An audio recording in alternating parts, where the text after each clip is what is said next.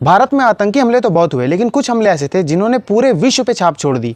उन्हीं में से एक हमला था 26/11 का, जिसमें लगभग 10 आतंकवादी जो है पूरी तरीके से हथियारों के साथ भारत में एंट्री लेते हैं और उसके बाद 2 प्रीमियम होटल्स, रेलवे स्टेशन, रोडों पे अंधाधुंध फायरिंग करते हैं, जिसकी वजह से कई लोगों की जान चली गई, चाहे फिर उसमें आर्मी वाले हो, पुलिस वाले हो या फिर सिटीजन्स हो। और ये जो 26/11 का अटैक था, ये छोटा मोटा अटैक नहीं था, ये बहुत ही बड़ा अटैक था, प्री प्लान्ड अटैक था, जिसकी वजह से पूरा विश्व हिल चुका था कि कैसे कोई आतंकवादी जो है वो इतनी फ्रीली किसी भी देश में एंट्री ले सकते हैं और इतनी बुरी तरीके से तबाही मचा सकते हैं। और इस पूरे आतंकी हमले को प्लान करने वाला था तहव्वुर हुसैन राना, और उसके साथ उसका एक साथी भी था, डेविड हेडले, जिसने 26/11 अटैक की प्लानिंग के साथ साथ उन आतंकवादियों को वेपन तक प्रोवाइड करवाए थे इतनी आसानी से। और उसके बाद जैसे ही इन सभी चीजों का खुलासा होने लगा, तब तहव्वुर हुसैन राना को यूएस में ही धर दबोचा गया। और यूएस का जो सुप्रीम कोर्ट है, वहीं पे तहव्वुर हुसैन राना का जो है वो ट्रायल चला और उसे लगभग 12 ऑफेंसेस में दोषी करार दिया गया, जिसकी वजह से उसे 14 साल की सजा मिली। लेकिन ये जो मुद्दा था, ये सिर्फ और सिर्फ यूएस का नहीं था, ये मुद्दा भारत का भी था, क्योंकि वो जो 12 ऑफेंसेस थे वो सारे के सारे जो थे वो यूएस के ही थे। वहां पर भी तहव्वुर हुसैन राना ने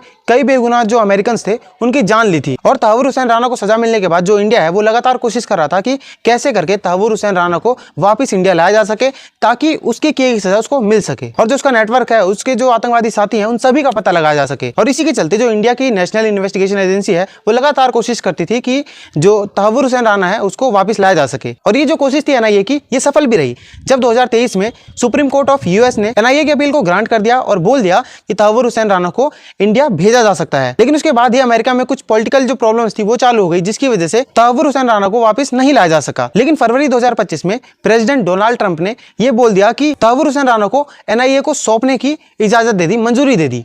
और इसी के चलते 9 अप्रैल 2025 में तहव्वुर हुसैन राना को एनआईए को सौंप दिया गया। उसके बाद एनआईए की जो कोर्ट है वहां पे तहव्वुर हुसैन राना का ट्रायल चला और जो एनआईए कोर्ट है वो तहव्वुर हुसैन राना को 18 दिन के लिए एनआईए की कस्टडी में भेज देती है, ताकि वो सारी जो इन्फॉर्मेशन है वो तहव्वुर हुसैन राना से निकलवा सके। लेकिन तहव्वुर हुसैन राना है तो एक आतंकवादी, वो इतनी जल्दी मुंह कैसे खोलता?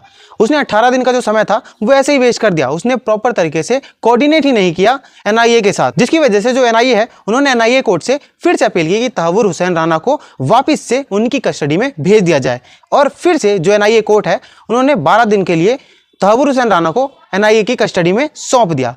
अब देखने वाली बात यह है कि क्या ये जो 12 दिन है इसमें भी तहव्वुर हुसैन राना से किसी भी तरीके की कोई भी इंफॉर्मेशन निकलवाई जा सकती है कि नहीं, या फिर ये जो आतंकवादी है ये भी इंडिया की जो कानूनी व्यवस्था है उसका मजाक उड़ाएगा और इतने सारे लोगों की हत्या करने के बाद चैन की नींद सोएगा।